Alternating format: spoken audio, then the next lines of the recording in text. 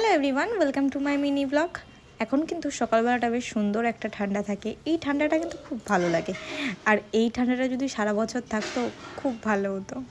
সকালবেলা উঠেই আমার যা যা কাজ, আমার রাত্রিবেলা ভিজিয়ে রাখি চিয়া সিড, ফ্লেক্স সিড আর মেথির জল, তারপরে আমন্ড আর আমার থাইরয়েডের ওষুধ খেয়ে নিয়েছি।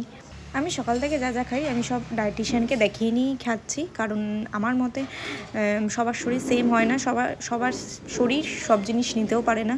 ডাক্তারকে দেখিয়ে এবং ডায়েট চার্ট বানিয়ে খাওয়া উচিত, কারণ কার কি স্যুট করবে কি স্যুট করবে না, কার কোনটাতে সাইড এফেক্ট হবে কি হবে না সেটা আমরা নিজেরা জানবো না।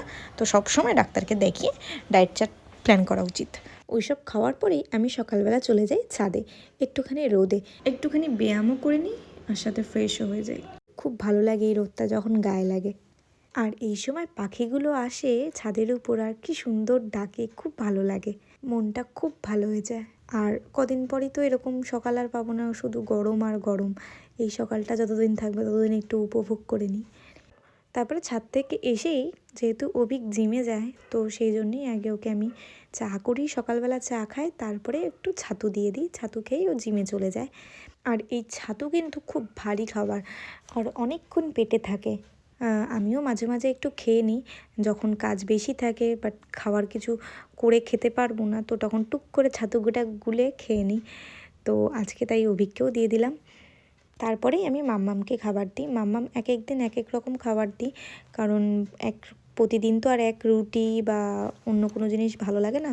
তো আজকে বললো সেরকম কিছু খাবে না, আজকে বললো একটু মুড়ি, বাদাম আর একটু পেঁয়াজ দিয়ে মেখে দিলাম। আর আমিও খাবো, আমি আর ওটা খাবো না, আমি একটুখানি চিড়ের পোলাও খেয়ে নিলাম। এই চিড়ের পোলাওটা কিন্তু আমার খুব ফেভারিট, বাদাম দিয়ে কাঁচা পেঁয়াজ দিয়ে খেতে খুব ভালো লাগে। এই সব জিনিস ঠান্ডার সময় খেতে ভালো লাগে, কিন্তু গরম পড়ে গেলে সকালবেলা ভাত ছাড়া আমি আর কিচ্ছু খেতে পারি না।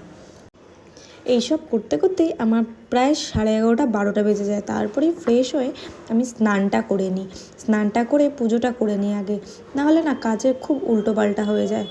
আমার মা প্রথম থেকেই আমাকে বলে এসেছে যে সকালবেলা উঠে স্নান আর পুজোটা সেরে ফেলবি, তাহলে দেখবি কাজগুলো ইজিলি তোর হয়ে যাচ্ছে। সত্যি এখন তাই মনে হয় যে স্নানটা আর পুজোটা না করলে না কাজগুলো কিছুতেই এগাতে চায় না। পুজো হয়ে যাওয়ার পরেই আমি টক দই খাই, কারণ দুপুরে খেতে খেতে প্রায় 4:30 5টা বাজে, কেননা তারপরে আর টক দই খাওয়া যায় না। তো এখনই টক দইটা খেয়ে নেবো আর সাথে ডিম সিদ্ধও বসিয়ে দেবো। আর বাকি যা যা কাজ আছে সেগুলোই কমপ্লিট করি এখন। তো তোমাদের ভিডিওটা কেমন লাগলো অবশ্যই জানিও, ভালো লাগলে একটা লাইক করো। সবাই ভালো থেকো, সুস্থ থেকো, আবার নেক্সট ব্লগে তোমাদের সাথে কথা হচ্ছে।